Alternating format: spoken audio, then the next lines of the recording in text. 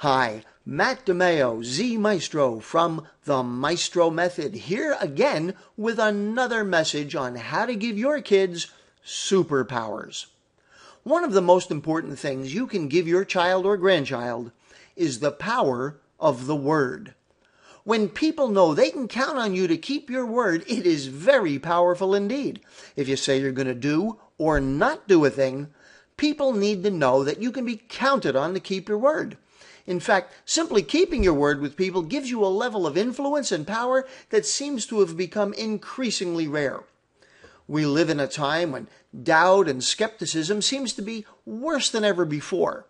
And when people know that your word is good, they will do extraordinary things for you and with you because you've distinguished yourself.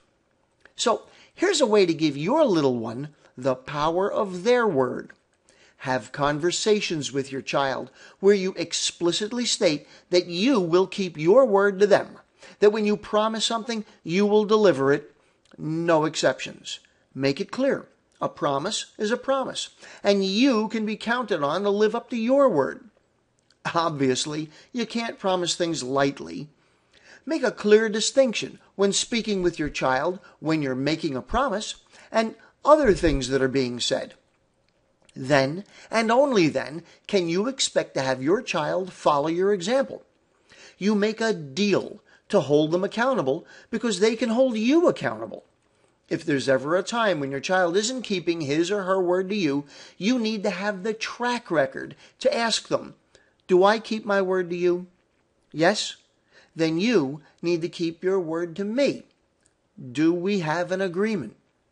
Can I count on you to keep your word without having to remind you?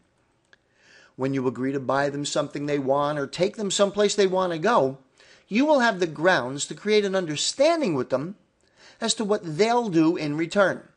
And this can reduce the hassles of having to nag your child about things like clean your room, walk the dog, do your homework, and other common problems. Simply say, did you give me your word?